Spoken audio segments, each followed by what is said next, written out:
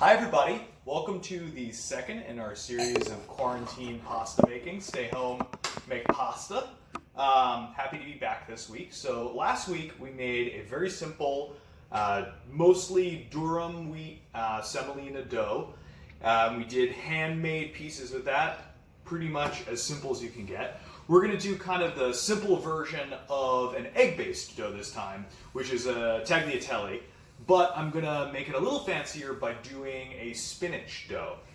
So those two general categories of water and semolina or OO flour, so water and flour, and water, flour, and eggs are the two main categories of dough that you'll be dealing with. The egg, a little more expensive, a little more luxurious. That's where you get your silky pastas, your handkerchief pastas, your fazzolettis, your the strips of pasta you use for making a lasagna. This is what you'd use to make a lot of folded pastas like tortellinis or tortellini. And tagliatelle, one of the most basic shapes, just strips of noodles, which are wonderful. And that's what we're going to be doing today. So let's get started. I'll say in advance that one of the things you'll want to have for this type of pasta is a pasta machine to roll out your pasta. Now, you have a couple options for that. You can use, if you own one, a pasta machine like this, just a hand crank pasta machine. Lots of people will have KitchenAids in their home, and I strongly recommend the KitchenAid attachment. If you don't have that, you can use a rolling pin, which is a little more laborious, but that's actually what I'm going to do, and I'm going to show you one of my favorite kitchen tools, which is this. This is my mattarello, a traditional Italian rolling pin. This one's made out of black walnut, and this, we take the dough from round of dough to sfoglia, a rounded sheet of dough that we cut up into our pasta shape. So this is totally unnecessary. You can use a pasta machine and it's great. This arguably gives a bit more texture to your pasta. It doesn't squeeze the air out of it as much as the pasta machine. Realistically, I do it because it's fun, but it's totally unnecessary and certainly takes a bit more time and a bit more practice. So pasta machines, great way to go. This is week 2, so we're drinking at this point. All right, let's make some pasta. So I am starting with 450, 460 grams of OO flour, same OO flour as last week. And I'm going to sift that onto my wooden surface to make my mound that will become a well. All right. And again, if you only have all-purpose flour, that's totally fine. It will still make great pasta. And I'm sifting it just to make sure there are no lumps. There's no nonsense.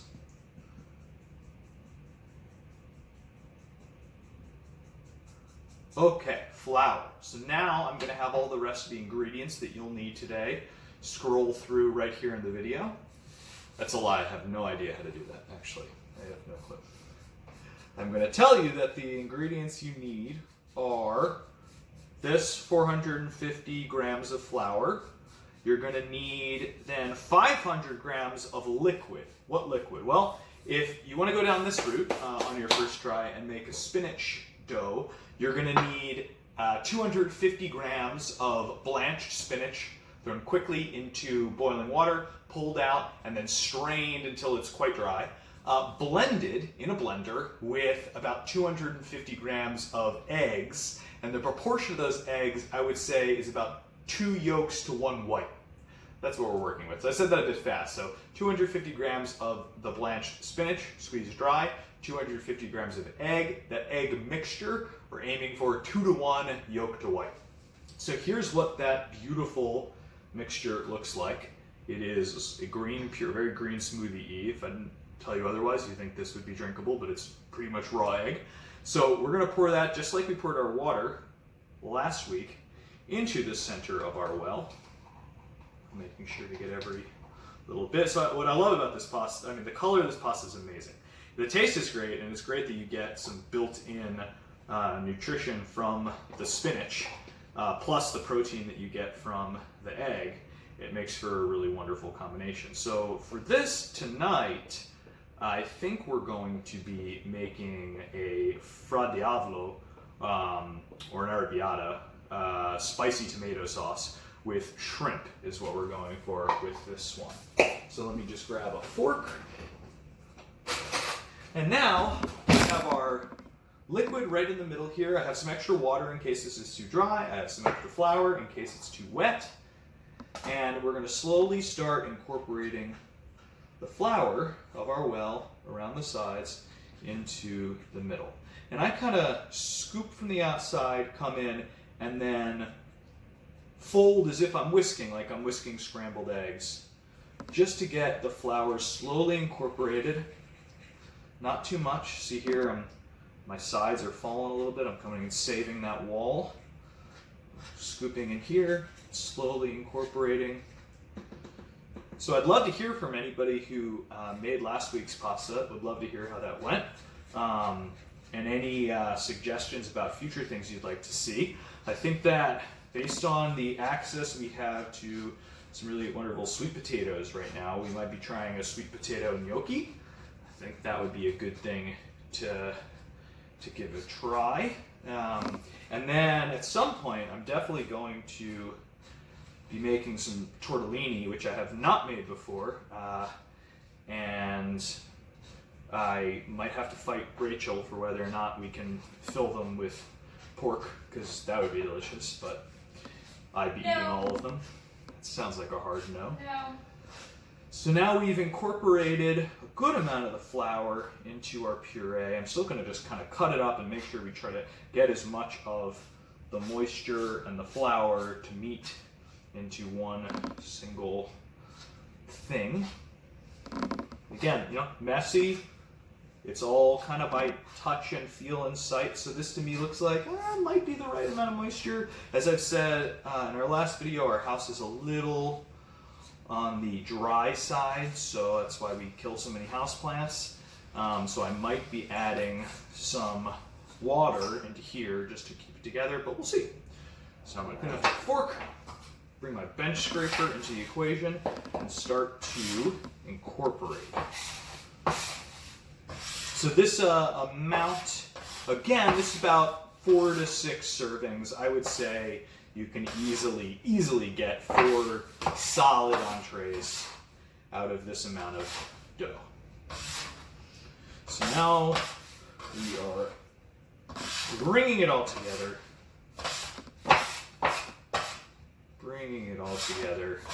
And it's at the point where I'm feeling like we can start to go by hand and knead it together.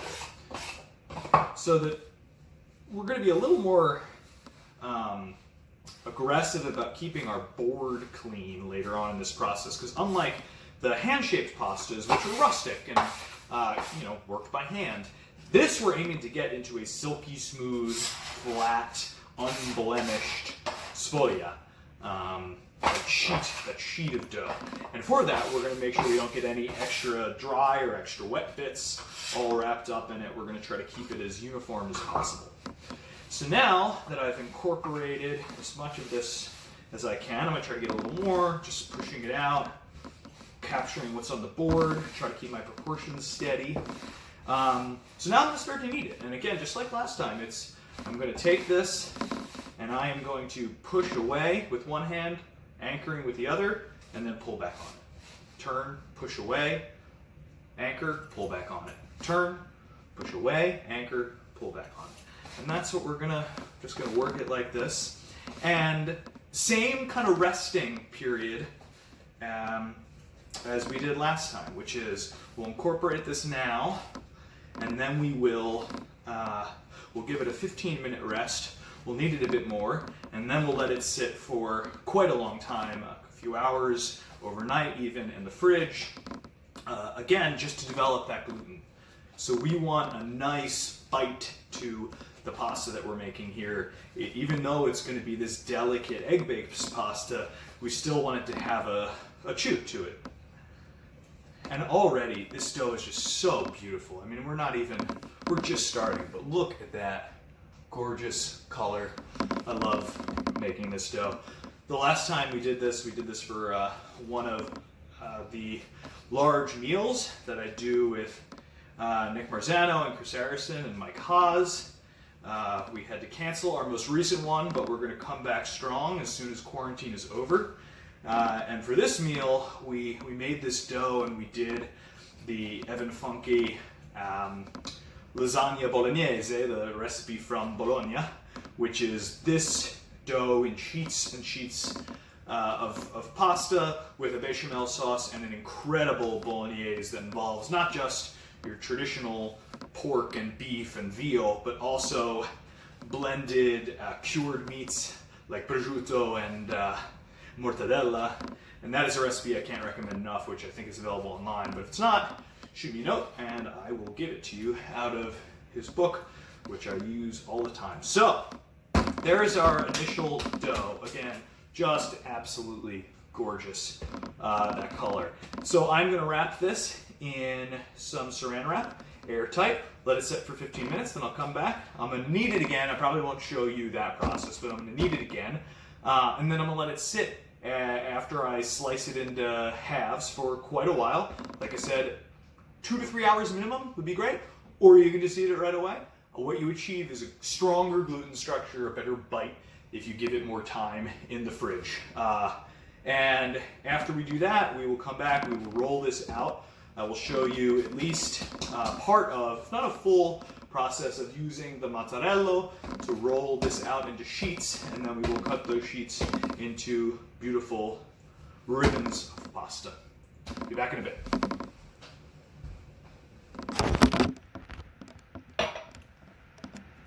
All right, so our dough has been properly kneaded and rested. In this case, we rested the dough overnight.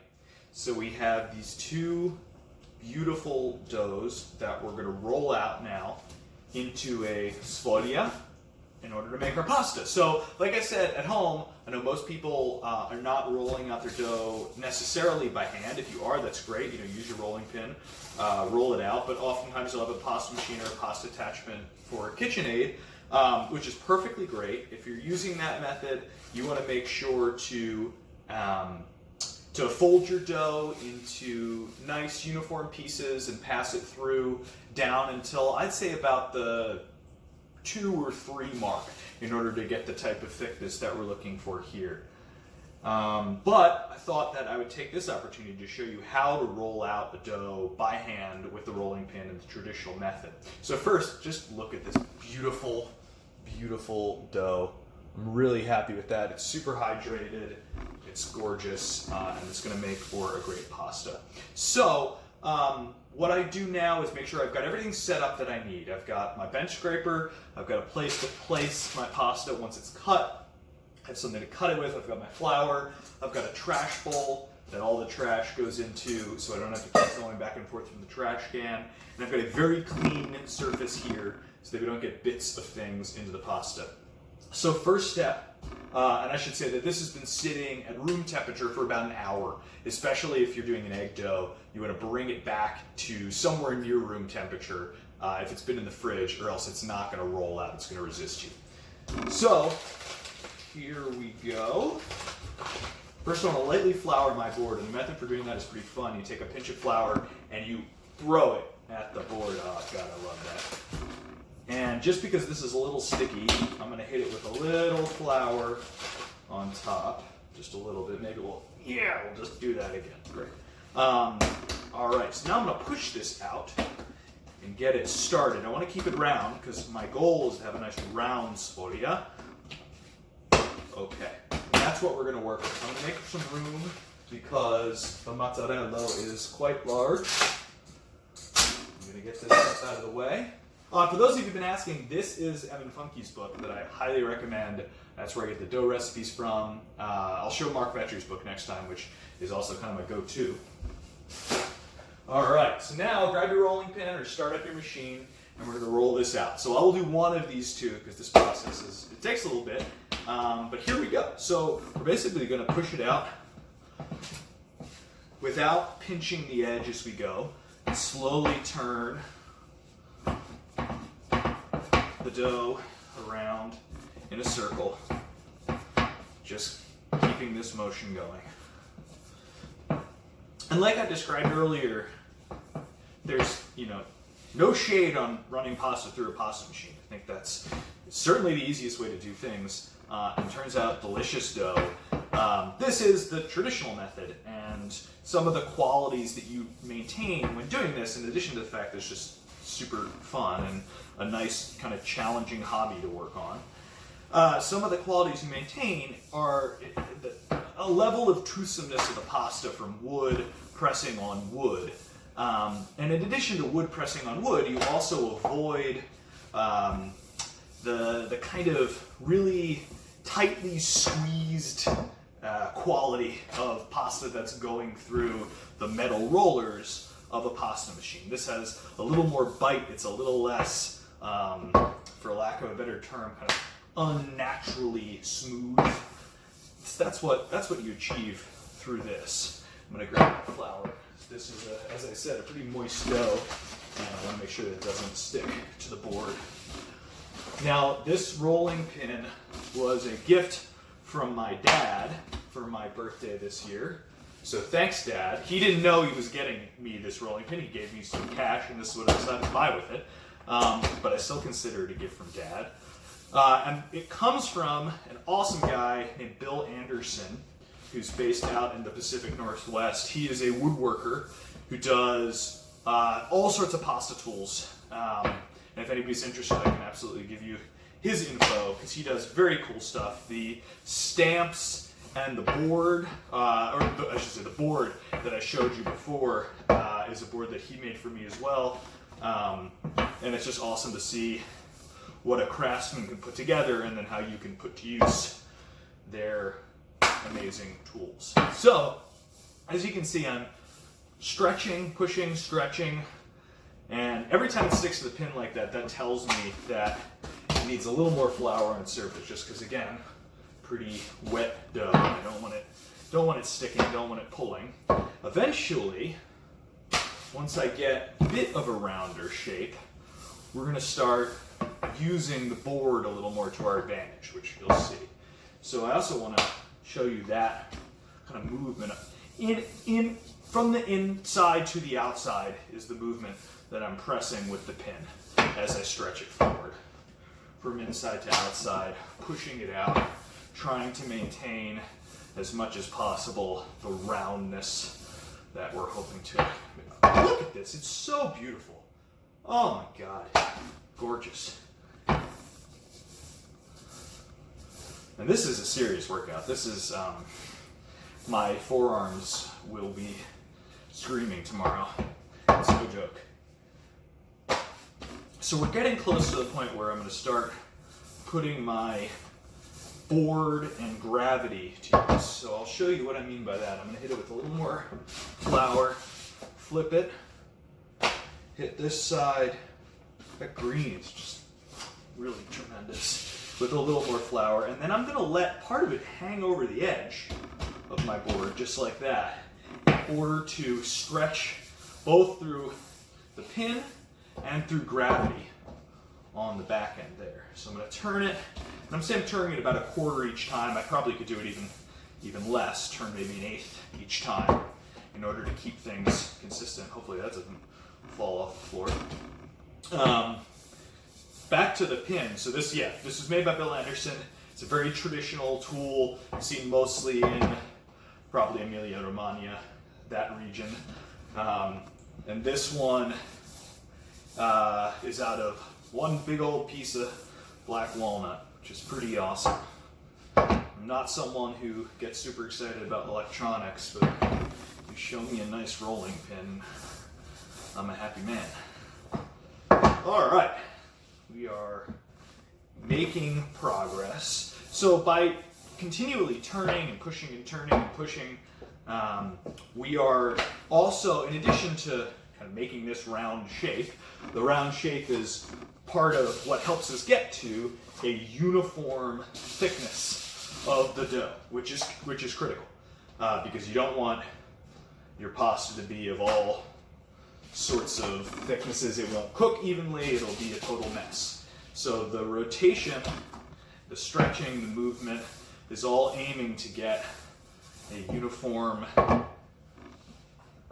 sheet of pasta. And then like I said, this we're going to use for tagliatelle, which is pretty much as simple as you can get for this type of rolled egg-based pasta. It's just ribbons. It's beautiful ribbons. But the thickness that you cut can make different shapes. And then when you want to get a little fancier, which I plan to do at some point, hopefully in a future video, you can cut out that full sheet of dough into tiny little squares, and each of those squares are what you use to make farfalle, make tortellini, make tortelloni, all of the kind of fun filled, unfilled pastas that you can imagine come from that base. So here we're moving and stretching and moving and stretching, getting to, you can see we've increased quite a bit in shape, or in size I should say. I'll show you, let me give it one or two more rolls here, and then I'll compare it to its twin dough, the other one that we'll roll out, so you can see how much this has increased in size just from hand stretching. So you see this here versus that's what we started with. So we're getting pretty big. And it's also a demonstration of just how much food there is in these doughs. It's kind of, it takes a little bit to get a good feel for how many portions is this, and is this enough? Is this way too much? It's shocking that such a small little dough like that, when you stretch it out to proper shape, how much pasta that really ends up making. So right now I'm starting to see a little bit of tearing in this. I'm starting to see some pleats, and I'm just going to try to give it what I think it needs in order to keep being able to work it without it ripping or totally pinching in on itself. And it's tough. This part gets very tough. But part of it is an indication to me that we're probably getting close to where it needs to be as a finished sheet. Because the real stretching part, those parts that are super, super thin and that are almost wrinkly, are a sign that it's getting thin enough that we can start to think about cutting it into ribs. So you'll see again, we're getting, almost, I wanted a little translucent.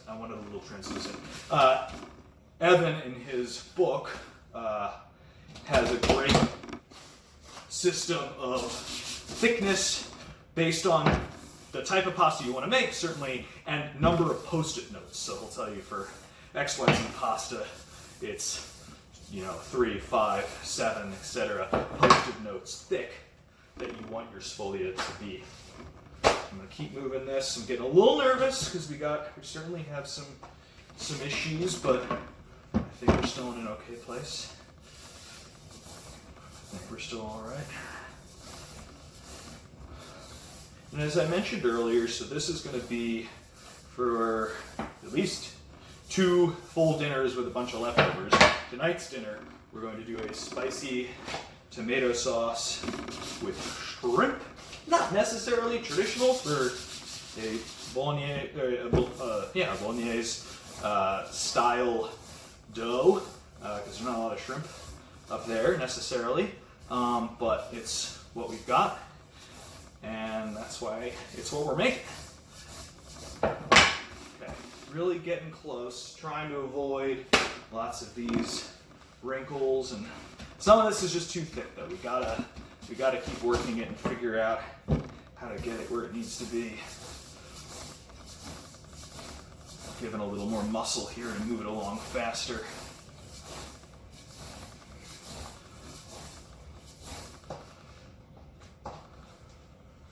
There's some fancy way of picking it up with that and flipping it. Haven't gotten there yet. Not quite there yet. Okay.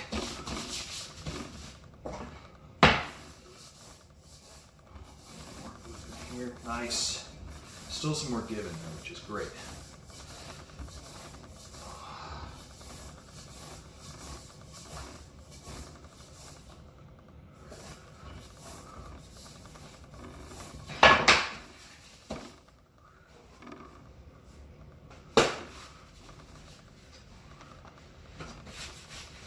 And this is kind of one of those lessons in it's not a precise art. There's it's a bit of a mess here. We got some pinched pieces, we got some overly stretched pieces, but it's still gonna be great.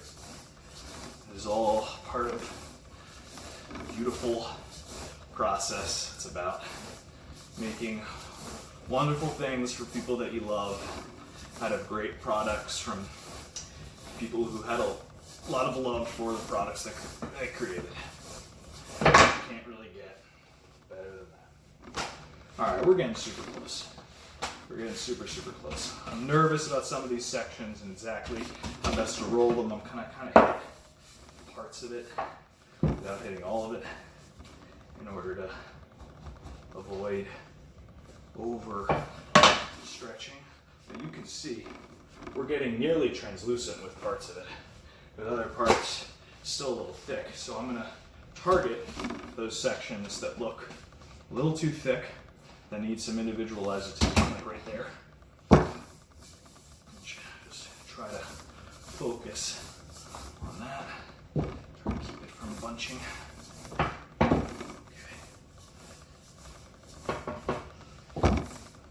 That's good right there. That is helpful.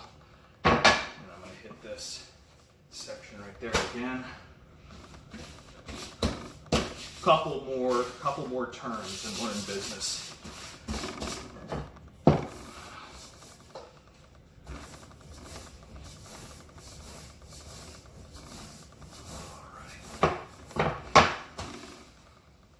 So that is certainly not a perfect sfolia, but you know what?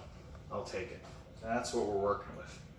That is about the thickness we want. Good toothsome size. So now we're going to go right into cutting our noodles. So again, we went from a ball of dough into this beautiful sheet, and now we're going to go to pasta. So I'm going to hit this with a decent amount of flour so it does not stick to itself, and I'm going to fold it over itself. I'd say, 4 or 5 inches. It doesn't really matter. It doesn't really matter. You just want enough roll that it's not too tight that it potentially sticks to itself, but it's not so loose that you can't cut it all in one fell swoop. All right. So there it is in a nice, neat row. And I'm going to take a knife. So I'm using this Asian cleaver. There are pasta knives too, which you can certainly get, which I'm sure I'm going to unnecessarily buy one day. And I'm just cutting in a quick motion. You don't want to squeeze it. You want the knife sharp, and you want to cut right through all the layers of pasta. Boom.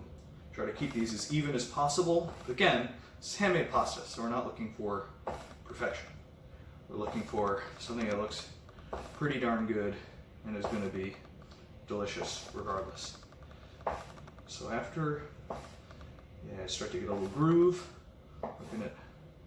I would say these are maybe 1.5 centimeters, maybe? Something like that. Something around that. But you've all had tagliatelle at restaurants before, so cut it that big. We're gonna come through here. Again, such a beautiful dough. I love this.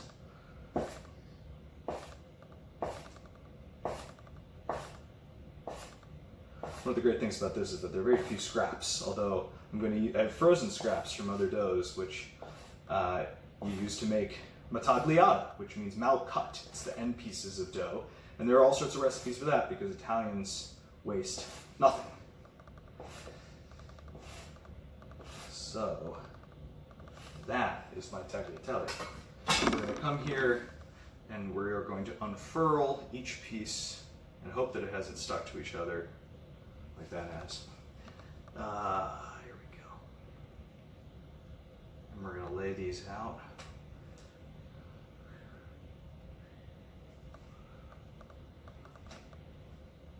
You can see these beautiful strands of tagliatelle. My process here is just to get them unfolded as quickly as possible so that there's no sticking And some of them will stick and we'll cope. But then I will wrap them together in bunches that you can portion out and put in containers to keep in your fridge or your freezer. These will be good for a while. These will be good for a while. All right. I'll just show you one bunch and kind of how we bring the bunch together so that you're able to properly store these. That's one of the great things about this. It is a bit of a long process. It's intensive. Don't do it if it's not fun.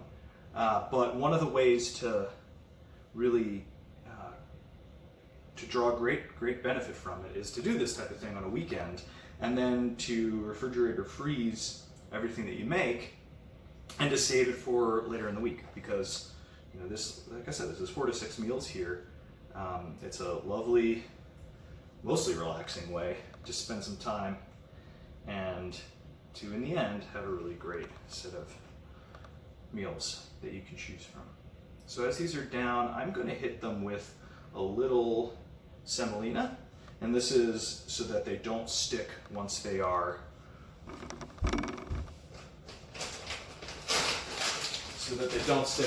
together in a bunch and they're all closely knit. So I'm going to use a decent amount of semolina. And again, you can use regular flour for that, that's fine. We just want to get some flour between this very moist dough.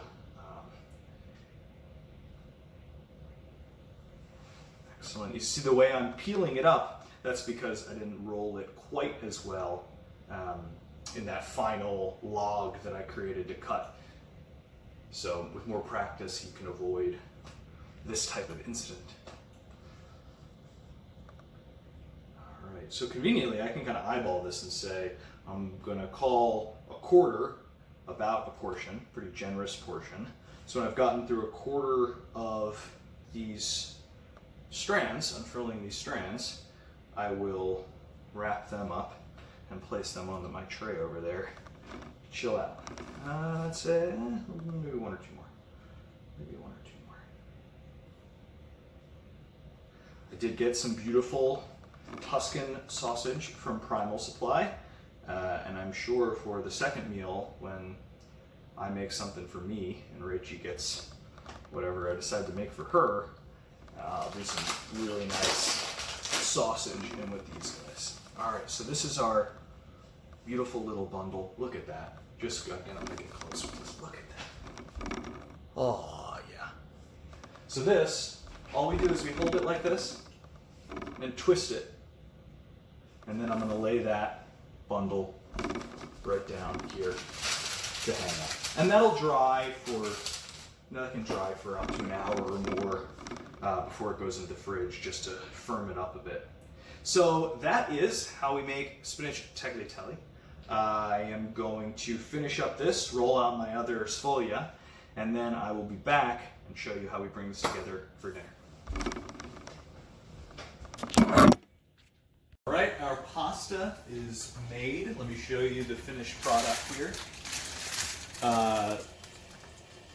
So we had a friend, Liza Haas, who happened to stop by on our walk, stop by at the window, and we were inside, hello, but we decided to do a barter, so we gave away 2 portions of this to her, and we've got some sweet cake waiting for us as dessert. But that's to say that those 2 balls of dough produced 1, 2, 3, 4, 5, 6, 7, 8, 9, 10 of these individual portions. These are about a generous appetizer or a light entree size, so it's a lot of pasta. It's great. So we're going to be making these tonight, and here in the pan on low heat, I've got going garlic, a fair amount, but not too much for Rachie's benefit, of hot pepper flakes, peperoncino, and anchovies. And I'm going to melt down the anchovies. I'm going to cook down the garlic very gently, just until this all comes together. And then I'm going to fill it with some San Marzano tomatoes, let that cook down further, and then hit it with some shrimp. At the end, we're probably going to finish it off with a little colatura. This is it's basically Italian fish sauce. Adds that umami quality. If you don't have this, which I expect most people don't, because I'm, an odd one, And if you don't have anchovies, using just the garlic, hot pepper flakes, that's going to get you to a great place. All right, let's check out the sauce. So we added that tomato. We've cooked down the tomato for a while. Look at that beautiful, beautiful sauce. Oh my gosh. So we're going to put the shrimp in here. That is very close to put my phone to boiling tomatoes, but we did it. We did it. It happened. All right, so we're going to throw the pasta in. We have this amount. That's going to go in to salted boiling water. We've got our shrimp. As soon as the pasta goes in, I'm going to throw the shrimp in. By the time I combine them, that should be just about the right amount of time. Let's go. Pasta in. We're going to give it a twirl just to make sure it doesn't stick.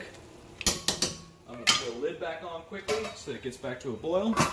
Shrimp in the sauce. Oh yeah, we kept the tails on because it's beautiful. It'll add a little flavor to the sauce and it'll hold up better. We didn't chop these up either, again, just because I want these to be the kind of shrimp that you have to cut up a little bit, that aren't just little pieces throughout the pasta.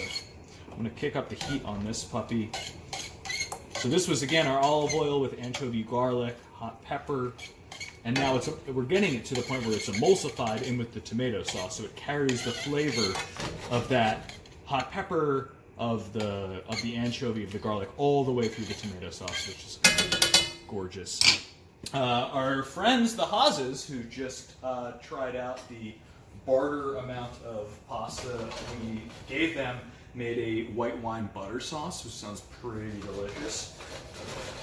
I hope we get some photos of that. So while that's cooking, let me pull this up before it boils over. Oh yeah, can we get in on that? Can we look at that? The beautiful green from the blanched spinach holding up its color. It's awesome. I'm gonna get something that, look at those tweezers. There we go. We got these guys. Let's see if I can do it. We're gonna do these a little more.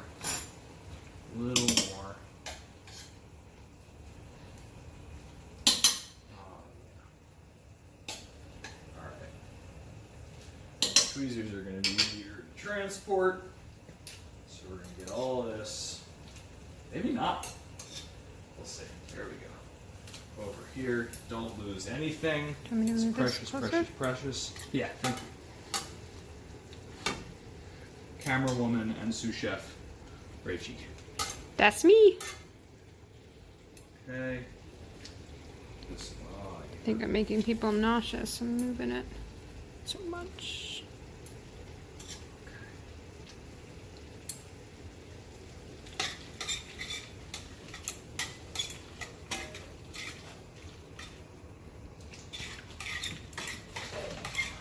Fold this all the way through. You know what?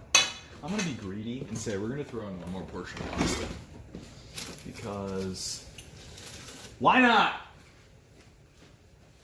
Hashtag quarantine. Okay, so we're going to have this going in here. I'm going to irresponsibly have this extra portion of pasta that we're going to go in there. And we're just going to start.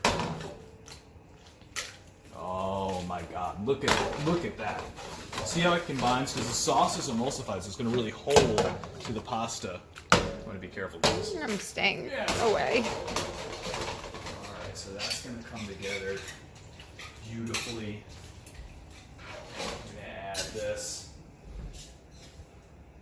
The greedy portion. We're adding that in there. Oh, not losing this guy. Okay. And now I'm going to add a little bit of pasta water. Pasta water has a ton of starch in it. That's why we use that, because it adds a starchiness to the sauce, which allows it to become creamy and unctuous and thickened. Just beautiful. So this version, I'm going to turn up the heat a lot, and we're going to get this going. Put the heat on that. The shrimp are about 70% cooked. Oh, yeah.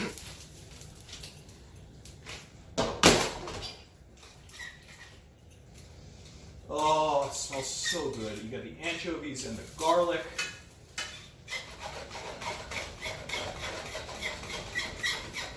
So when I stir it around like that, the goal with the flipping too is to get the pasta to be coated with the sauce to release some of its starch.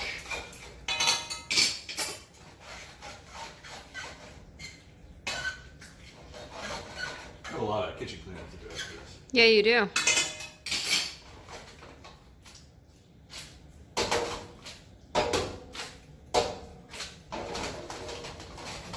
going to do some kitchen cleanup triage while we're waiting for that to emulsify a bit. So we're thinking for our next recipe, we might go with some gnocchi. We might go with some using dried pasta and just creating a great sauce for dried pastas. I know a lot of people have that around and might not want to spend the time to go through the process to make fresh pasta, although you should. All right, that is coming together very nicely. I was going to do a taste, so I want to determine whether or not we're going to use that colatura at the end to finish things. And it depends if this has the right amount of kind of umami.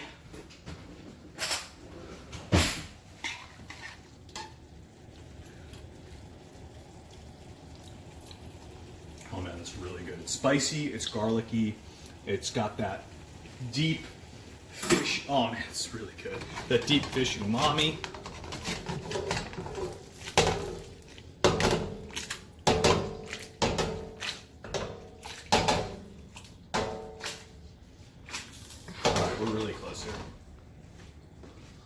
Keep that going. And again, this is something that oftentimes just isn't done in American kitchens. It's the saucing of the pasta. It's a lot of times, and it can be delicious. Grandma used to throw gravy right on top of the pasta, a little bit underneath too, and that's how we ate it. It was delicious. But the traditional way, the Italian way, arguably the way to do it is to sauce your pasta in the pan after the pasta is cooked, because that way the sauce and the pasta become one. You have this united dish, which is just beautiful.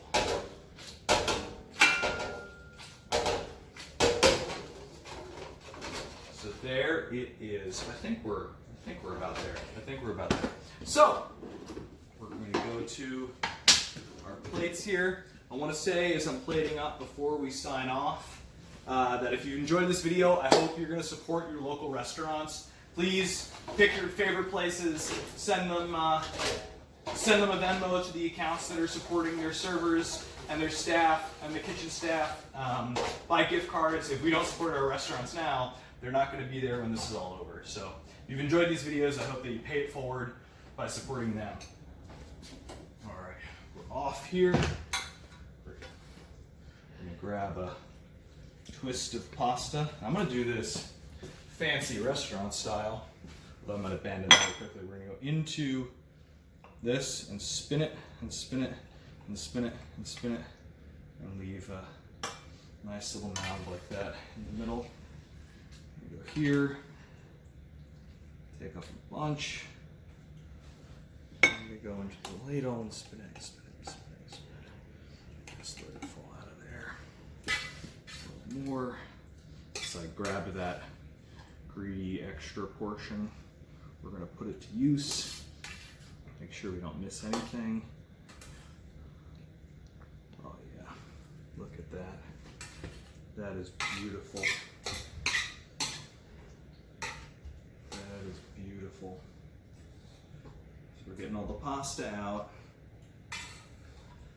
And then we're going to hit it with, first we're going to be civilized and we're going to wipe down our plates. Don't use a clean one. I know.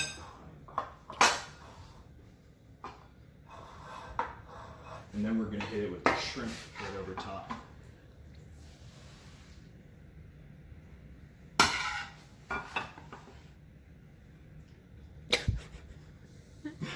Guess I'm not wiping that one down.